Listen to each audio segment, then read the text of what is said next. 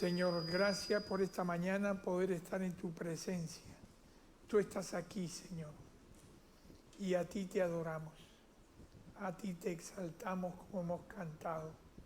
Tú eres el Señor, Cristo, Dios hecho hombre. Bendito sea tu nombre.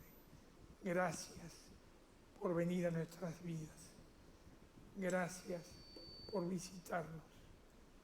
Gracias, Señor, por acercarte a nuestras vidas tan pobres y necesitadas como son. Tú nos conoces, a cada uno de nosotros. Esta mañana, Señor, queremos oír tu voz, que venga a nuestro corazón. Tú sabes que necesitamos de ti. Tócanos con tu espíritu, que nuestros corazones sean vivificados, renovados, avivados por el poder de tu espíritu y de tu palabra. Bendice a cada uno que estamos aquí. Gracias, Señor. Te entregamos este tiempo bajo tu gobierno. En el nombre de Jesús. Amén. El segundo tema de esta mañana se llama Confrontados con la verdad en el ministerio. Confrontados con la verdad. ¿Por qué se llama así? ¿Qué vamos a tratar con este tema siguiendo el estudio de Lucas 16? Vamos a ver la crisis de fe que tenían los discípulos después de la muerte de Jesús. Camino de Emaús en realidad tiene dos grandes partes. Por un lado, la crisis de fe. Los discípulos mismos entraron en crisis porque Jesús murió y no creyeron que había resucitado. Era una crisis de fe, no creyeron, como vamos a ver. Y yo creo que este retrato de Emaús refleja la iglesia de hoy. Yo creo que la iglesia de hoy en el mundo está en el camino de Emaús. La mayoría de los cristianos están en crisis de fe. Decíamos que la iglesia de Cristo en el mundo está en el camino de Emaús. Como yo lo veo después de sumergirme en este texto. Estamos en el camino de Emaús. Porque como los discípulos creyeron en Cristo, eran discípulos de Cristo y sin embargo estaban en Cristo, dudaban, dicen que Cristo ha resucitado, pero no lo creían. ¿Por qué la iglesia está en el camino de Emaús en estos días? Porque en estos días la iglesia quiere vivir un cristianismo sin cruz. Porque hoy día la iglesia queremos vivir de nuestros programas, pero no de la vida del Espíritu Santo. Estamos en crisis de Emaús porque muchos creyentes quieren seguir a Cristo sin tomar compromisos sacrificiales. Y entonces hay muchos creyentes desanimados, fríos, que se retiran, que se alejan, que se enfrían o que siguen en la iglesia, pero no con la misma fe de antes. Así que queremos ver en esta mañana, en primer lugar, cuáles son los síntomas de la necesidad de un reencuentro con la verdad, para poder ver en el espejo de la palabra si estamos allí. Pasamos a la siguiente diapositiva, por favor. Gracias. Hay varios síntomas que nos muestran que necesitamos este reencuentro con la verdad. Uno, había falta de fe. Los discípulos decían, aunque también nos han asombrado unas mujeres de entre nosotros, las que antes del día fueron al sepulcro. Ellos habían dicho, Jesús estuvo aquí, nosotros creímos que Él nos iba a salvar, ya murió hace 3 días y no ha pasado nada. Pero en medio de esta duda, dice que habían escuchado asombrados de mujeres que decían que fueron al sepulcro y que los ángeles le habían dicho, no está aquí, ha resucitado. Lo sabían, lo oían y no lo creían. Y esto nos pasa a los creyentes. A veces los creyentes somos creyentes incrédulos. O como aquella persona que se acercó a Jesús y le dijo, creo, ayuda a mi incredulidad. Creo, ayuda a mi incredulidad. Y yo siempre decía, ¿cómo puede decir el que cree y después dice, Señor, ayúdame en mi incredulidad? Porque su fe era una fe débil, era una fe pequeña, era una fe sin fuerza, sin convicción, no era fe plenamente. Quería creer, pero no creía del todo.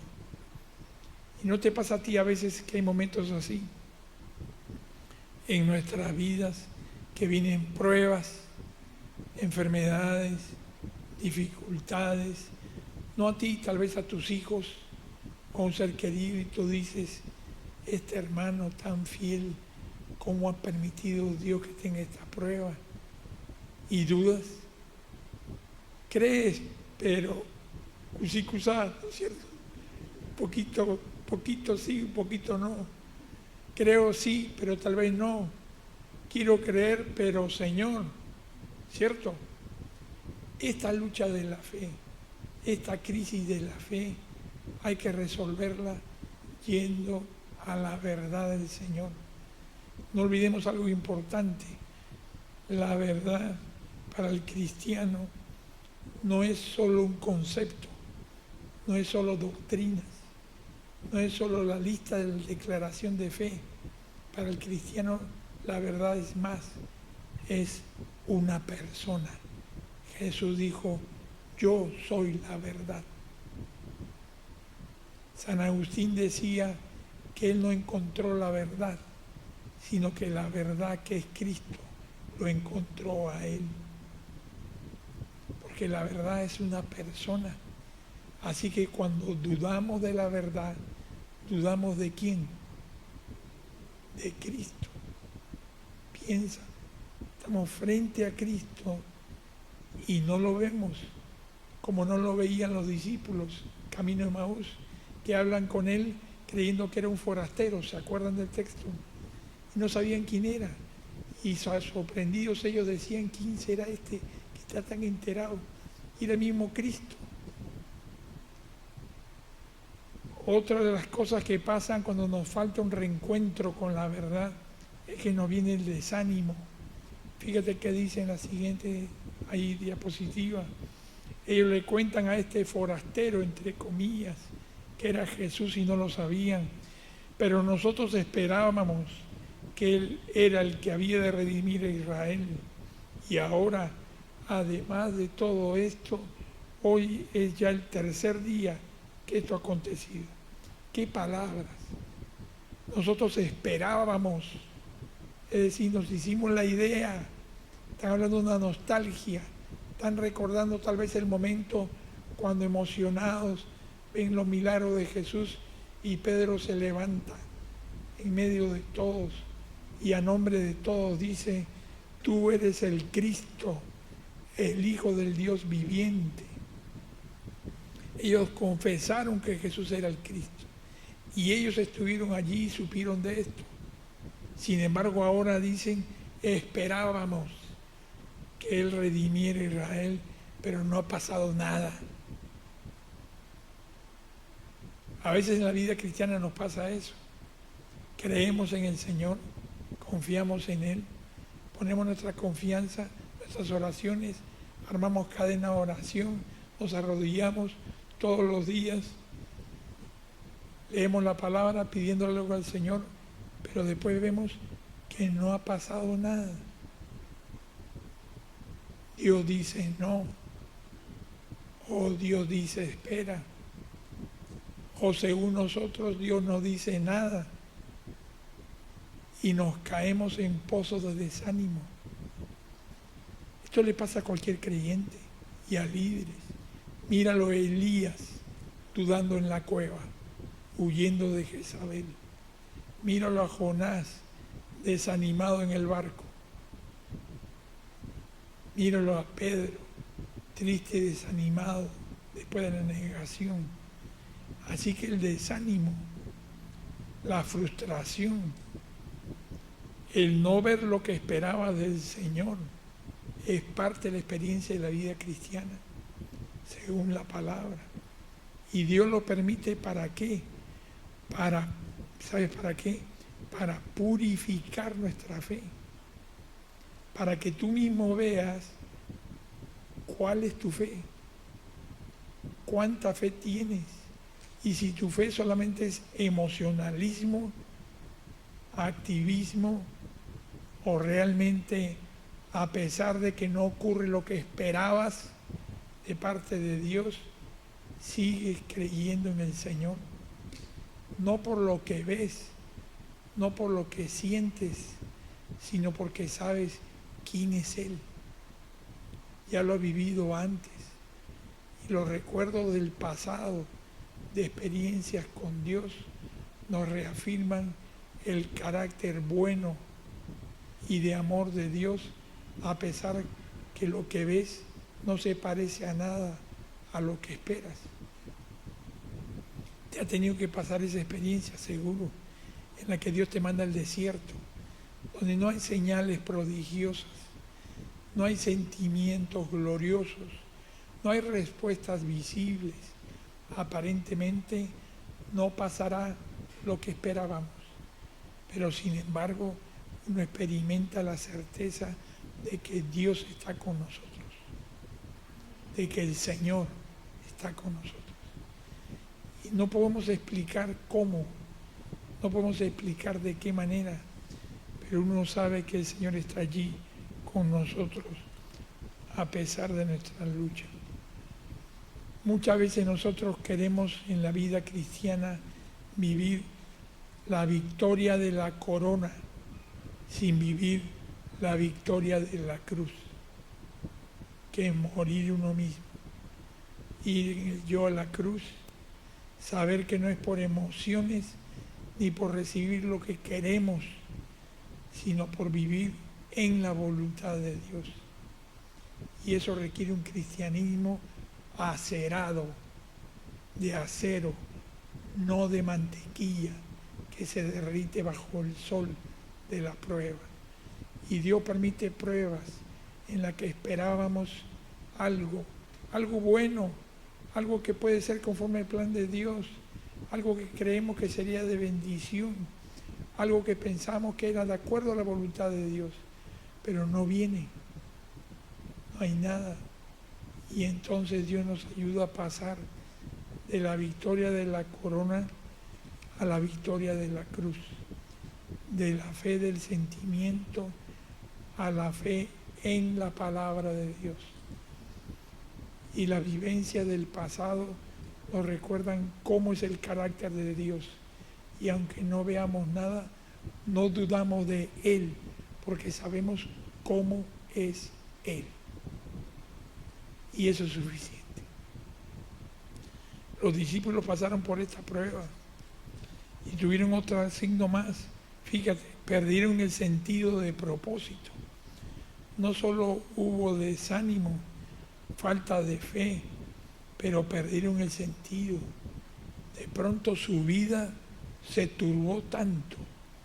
3 años creyeron en el Señor, esperaban de pronto un Mesías victorioso y ven que lo matan y 3 días después dudan de que ha resucitado y pierden todo el propósito de su vida. Lo que ellos consideraban que el reino venía, ya no viene. ¿Y qué hicieron? Se fueron de Jerusalén, camino de Emaús. Y este camino de Emaús habla de algo muy claro. Habían dejado atrás Jerusalén y con ello los planes del Señor. El Señor les había dicho, es necesario que padezca, muera y después sea levantado. Les había anunciado la resurrección, pero no creyeron. Dice, y aquí 2 de ellos iban el mismo día a una aldea llamada Emaús, que estaba a 60 estadios de Jerusalén. Así que, yéndose a Emaús, alejándose de Jerusalén. ¿Qué representa esto? Se alejaban del plan de Dios en su vida. Perdieron el propósito, perdieron el rumbo. Y no hay cosa más triste en la vida que ver a un cristiano, a un líder, perder el propósito. De pronto el propósito se vuelve nebuloso, como una neblina, y por un instante perdemos el norte, el sentido de propósito, que nunca hay que perder, que hemos sido salvados, escogidos por el Señor. Tú no escogiste a Cristo, Cristo te escogió a ti, para que seamos santos y sin mancha, y siendo útiles al Señor, cumplamos el propósito por el cual te creó y te salvó, para servirle en tu familia, en la iglesia y en la sociedad. ¿Cómo nos reencontramos con la verdad cuando caemos en estas situaciones? ¿Cómo volvemos? ¿Cómo es la manera de volver a la verdad que es Cristo plenamente? Porque ellos eran creyentes, pero creyentes que habían caído en la falta de fe, habían perdido propósito. Fíjate, lo primero que dice el texto de cómo nos reencontramos con la verdad es una buena noticia. ¿Qué pasa? No es nosotros que volvemos, sino quién vuelve a nosotros. ¿Quién salió al encuentro de estos dos creyentes incrédulos camino de Emaús? ¿Quién salió al encuentro? No fue la SUNAT, gracias a Dios. Fue el Señor. El Señor los ve a los dos, tristes, desanimados, sin fe. Y Él se presenta sin que ellos sepan quién es y camina al lado de ellos. Los escucha, lo que hay en su corazón, y los ministra. Qué precioso. Con mi esposa recordamos hace unos días, me comentaba ella de una lectura que había hecho, de algo parecido. ¿Se acuerdan este precioso pasaje de la pesca milagrosa? Cuando Pedro dice, toda la noche hemos pescado y nada hemos sacado. Y el Señor le dice que ahora ande y pesca y echa la red en mi nombre. Y Pedro habrá dicho, este carpintero, yo soy pescador, pero bueno, vamos a hacerlo en su nombre. Se metió, tiró la red y la barca se hundía de la pesca milagrosa. ¿Qué hace Pedro cuando vuelve a la playa? Se arrodilla ante el Señor y le dice, apártate de mí, que soy hombre pecador. Mi esposa me comentaba que en la lectura decía, el Señor en lugar de apartarse de él por pecador, por incrédulo, Él se acercó a él. Cuando nosotros sentimos que Dios debería apartarse de nosotros, que estamos lejos del Señor, el Señor se acerca, no se aleja. Cuando nos mira indignos, tiene misericordia de nosotros. Tiene compasión de ti y de mí, porque se acuerda que somos polvo. Como tuvo misericordia con Abraham cuando mintió y no le dijo apártate de aquí, sino obró y lo libró. Así cuando nosotros sentimos decir apártate, Señor, no soy digno de ti, Él se acercó a este par de incrédulos que la Biblia de misericordia reserva sus nombres para el cielo. Uno es Cleofas, pero no se sabe si es literal o no. Piensa, ¿qué pasa cuando estamos débiles en la fe? Cuando estás frío en la fe, cuando la llama de la fe parece apagarse y no estás en tu mejor momento. ¿Qué hace el Señor? No te mira a la distancia y te juzga, se acercará a ti. caminará a tu lado, escuchará las luchas de tu corazón, como escuchó estos dos. Tendrá compasión de nosotros y nos hablará al corazón. ¿Por qué? Porque Él es Dios perfecto, santo y misericordioso. Así que lo primero es que Él se acerca muchas veces de manera que nosotros no le reconocemos. ¿Te acuerdas otros momentos cuando se acerca y los discípulos no le reconocen? Yo me acuerdo de la barca cruzando el mar de Galilea de noche y de pronto se acerca Jesús caminando por el agua y los discípulos dijeron ¿qué? Asustados. ¿Qué dijeron? Fantasma. Le he visto muchas películas de terror, parece. Y Él les dijo, yo soy, no temáis. Y a veces el Jesús te va a parecer a ti un fantasma. No lo vas a reconocer cuando Él te está hablando y acercándose a ti. Ten cuidado cuando no reconoces al Señor que te está hablando al corazón en el momento en que estás frío, duro o luchando con el Señor. Porque estate atento en tu crisis, porque Él se va a acercar. La pregunta es, ¿lo reconoces? ¿Lo puedes reconocer? O sin darte cuenta como estos dos se ponen a discutir y le dicen, ¿qué acaso no sabe lo que ha pasado en Jerusalén? Como diciendo, oye, solo tú no sabes, forastero. ¿Y a quién le decían eso? Al mismo Cristo. Y a Él le dicen, no sabe lo que ha pasado, si le había pasado a Él. ¿Entiende lo que quiero decir? El diálogo absurdo de los discípulos, discutiendo con el Señor. A veces discutimos con el Señor, sí. A veces peleamos con el Señor, sí.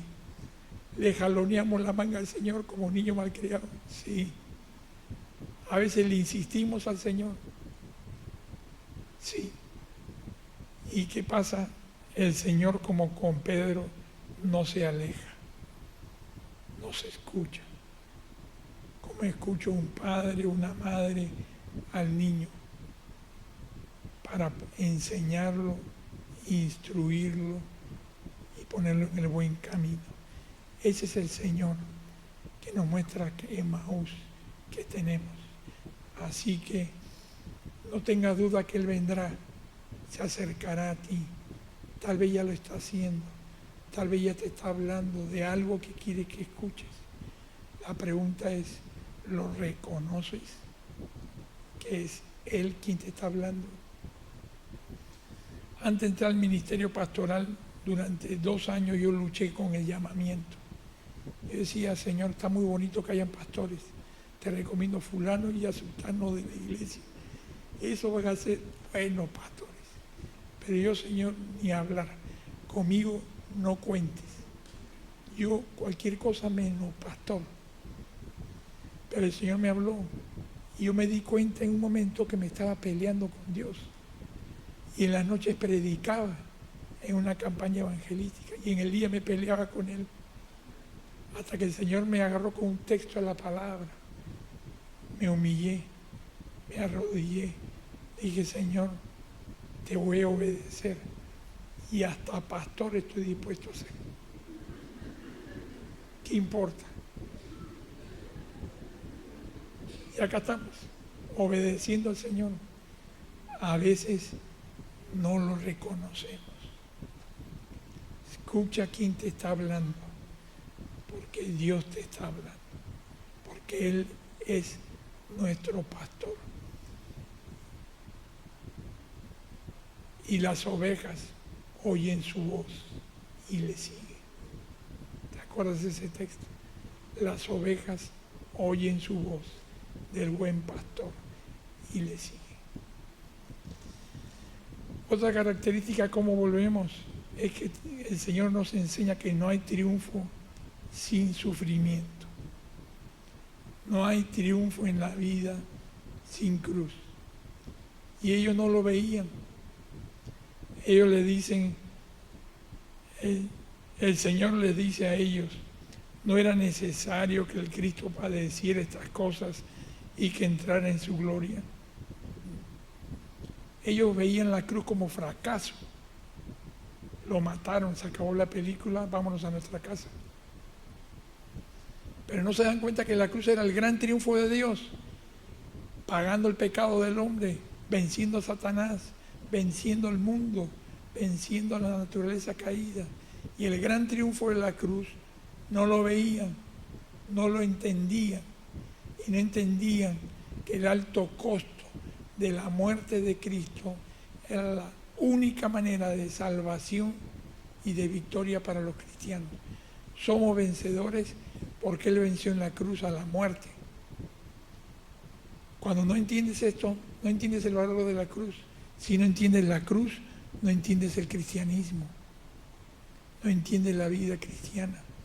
La vida cristiana es igual, no hay victoria si no estás dispuesto a ir a la cruz, no clavándote con clavos, sino muriendo a ti mismo, muriendo a tu yo, a tu orgullo, tu soberbia, tu resentimiento, a tu indiferencia espiritual, a tu deseo de hacer lo que tú quieres y no lo que el Señor te manda. Así que para reencontrarnos con la verdad, ¿qué hizo el Señor con ellos? Les dijo, miren bien la cruz, porque era necesario que Él padeciera. No se sorprendan que murió, era necesario, era indispensable. Hoy día hay mucha gente que quiere vivir un cristianismo sin la cruz. Y cristianismo sin cruz no es cristianismo. Es parodia de cristianismo. A mí me sorprende cómo la gente escucha hoy cualquier cosa en las redes sociales. Hay grandes comunicadores, grandes predicadores, pero que no predican la cruz.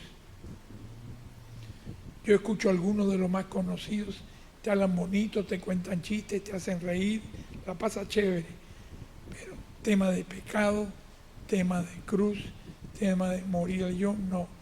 ¿Por qué? Porque no le gusta a la gente y ellos quieren hacer lo que les gusta a la gente. El que predica lo que le gusta a la gente no predica a Cristo, se predica a sí mismo, por lo tanto desecha. Aunque predique muy bonito, porque no predica la verdad, no predica el Evangelio. Y hay que tener cuidado con ello.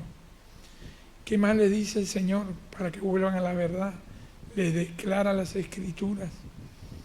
Y comenzando desde Moisés y siguiendo por todos los profetas, les declaraba en todas las Escrituras de lo que Él decía.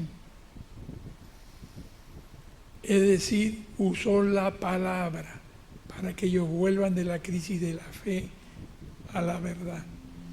Y la palabra nunca debemos dejar de valorarla, el poder de la palabra. ¿Por qué entra el ministerio pastoral?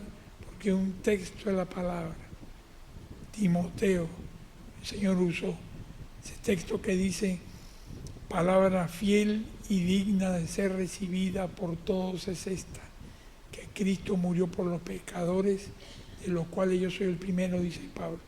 Y el Señor me confrontó con esa palabra y me dijo, yo digo que esta palabra es digna de ser predicada y tú no te sientes que sea digno para ti dedicarte a ser pastor. Wow, cuando escuché eso yo dije, estoy frito. Me arrodillé y le dije, Señor, hasta pastor. Ojalá que pastor no, pero hasta pastor. A los 6 meses me llamaron al pastorado. Pastor asistente de la naciente iglesia de Miraflores, en ese entonces. Y con mi esposa comentábamos que justo estamos cumpliendo este año 46 años de pastores. Gloria a Dios. Entramos al pastorado a los 22 años de edad, siendo solteros con mi esposa, enamorados. 22 años entré de pastor de jóvenes en Miraflores. Gloria a Dios. ¿Qué me trajo? La palabra. ¿Cuál es el poder de la palabra? Fíjense, gloria a Dios. Gracias al Señor. ¿Dónde está el poder de la palabra? ¿Por qué la palabra tiene tal acción en nosotros? ¿Por qué la palabra es como espejo del alma que te hace ver cómo eres? Y Dios te susurra al corazón y te dice, esto no me agrada, quítalo. Esto puedes cambiar, quiero que creas esto. ¿Dónde está el poder de la palabra? Yo creo que este pasaje de Hebreos explica en parte algunos elementos singulares del poder de la palabra, por la cual la necesitas tanto como brújula, mapa del viajero para saber por dónde andar y para que tu mente no sea dominada por pensamientos de las tinieblas, sino por la mente de Cristo y puedas decidir lo que Dios quiere mejor para tu vida. Fíjate lo que dice, porque la palabra de Dios es viva y eficaz y más cortante que toda espada de dos filos y penetra hasta partir el alma y el espíritu, las coyunturas y los tuétanos, y discierne los pensamientos y las intenciones del corazón. Acá hay dos claves que vamos a ver. Primero, penetra hasta partir el alma y el espíritu. ¿No te has preguntado tú, cuando lees la Biblia, hazte preguntas? Yo me hacía la pregunta siempre, ¿qué tiene que ver con que la palabra como espada parte el alma y el espíritu? ¿Qué tiene que ver? ¿No te has hecho esa pregunta? Tienes que hacértela. No diga nada más amén como borrego. Hay que pensar, hay que preguntar. Pastor, no entiendo esto. O al hermano. Y si el hermano no sabe, que estudie para que te responda. La iglesia tiene que ser preguntona. Tenemos que ir a indagar. ¿Qué quiere decir el Señor? Hasta partir el alma y el espíritu. ¿Qué es esto? Qué lindo es, pero ¿qué es? ¿Por qué la palabra parte? Parte divide, separa el alma del espíritu. Dios nos hizo al hombre y a la mujer alma, espíritu y cuerpo. Cuerpo para contacto con el mundo físico, alma, el ser interno del ser humano, donde están los pensamientos, los sentimientos y la voluntad, y el espíritu, que es la dimensión con la que tratamos con el Espíritu de Dios. La creación original de Dios es que el hombre y la mujer vivamos y andemos en la tierra a la imagen de Dios, con el espíritu nuestro gobernado por el Espíritu de Dios, de manera que el alma, el mundo interno, se sujeta a lo espiritual y el cuerpo se sujeta al alma. Ahora el cuerpo manda sobre el alma y el alma manda sobre el espíritu, en el estado caído. Así hemos llegado todos a Cristo. Parte de la vida cristiana, toda la vida, es volver al orden. Seamos espirituales, significa que lo espiritual gobierne sobre la mente, sentimientos y voluntad, y el alma gobierne sobre el cuerpo, y el cuerpo no te esté gobernando como pasa hoy, que la gente vive más en dimensión del cuerpo que del espíritu o del alma. Por eso hay tantos jóvenes que se casan y fracasan, porque más buscan cuerpos que una dimensión del espíritu y del alma. Entonces, explicando esto para entender por qué la palabra separa el alma del espíritu. Lo que te quiere mostrar la palabra cuando la lees es qué cosas que estamos teniendo nosotros son del alma y qué cosas son espirituales. La palabra lo separa dentro tuyo. Te dice, alma es psique en griego, de donde viene psiquiatría, psique.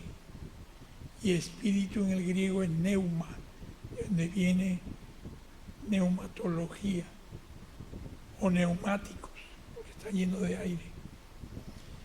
Entonces la palabra, ¿por qué tiene que dividir, separar alma de espíritu? Porque el Señor con la palabra nos muestra qué en nuestra vida está siendo psique, alma, carnal, y qué es espiritual verdaderamente, para que el psique sea gobernado por lo espiritual. Pero si no nos damos cuenta de qué es del alma y qué es del espíritu, ¿cómo ponemos al espíritu a gobernar el alma? Algunos creyentes confunden el alma con el espíritu y creen que todos sus sentimientos son de Dios. Y hay sentimientos que vienen del espíritu y otros que no vienen del espíritu, que vienen de la naturaleza caída. ¿Cierto? Entonces la palabra nos ayuda a diferenciar lo que es del alma, lo que es del espíritu. Cuando leas la palabra te va a mostrar qué es espiritual, qué no lo es.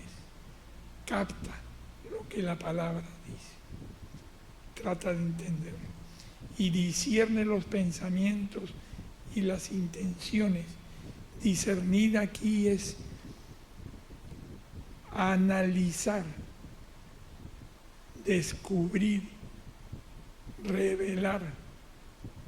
Quiere decir que la palabra te muestra qué hay dentro tuyo, que ni tú mismo ves en tus pensamientos y en tus intenciones, que estorban el Espíritu de Dios, que estorba el Espíritu del Señor. Y hay muchas veces pensamientos e intenciones que no nos damos cuenta, están estorbando lo que Dios quiere hacer. La palabra es el espejo. Te dice, mira, no te has dado cuenta, pero te quieres ir a trabajar con la mancha del tallarín verde que comiste ayer encima en la camisa. Tienes tremenda mancha de tomate y así quieres irte a una boda. El Señor nos muestra las manchas. El Señor nos muestra lo que Él quiere quitar, que está dentro de nosotros. Por eso no solo ores, no solo lees la Biblia, escucha lo que Dios te dice por la palabra. Cuando la palabra nos muestra esta diferencia, nos damos cuenta que necesitamos que el Espíritu Santo nos vuelva a la palabra, a la verdad, cada día mi mente, mis emociones y mi voluntad. Tengo que entender cómo lo sujeto a la palabra de Dios. Cómo lo sujeto. Cada día tengo que sujetar nuevos caballos salvajes que hay en mi mente. En su mente y en la mía tenemos un montón de caballos salvajes que andan queriendo hacer lo que les da la gana. Con la palabra los capturas y los obligas a andar en el camino del Señor. Y hay caballos que hay que desecharlos nada más, que no son de Dios. La pregunta es, ¿estás en el camino de Emaús? Necesitas reencontrarte con la verdad que es Cristo. El Señor está visitándote en tu camino de Emaús. Te está hablando y está queriendo que vuelvas a la verdad completamente. ¿Qué tal si oramos?